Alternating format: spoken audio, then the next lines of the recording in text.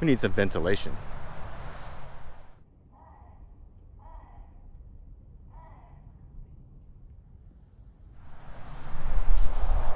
Alright, so I try to add a vent to this greenhouse here, right there.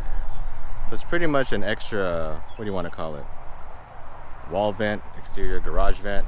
I seen it, there was two, so I decided to put it over here in the greenhouse to try to get some fresh air in.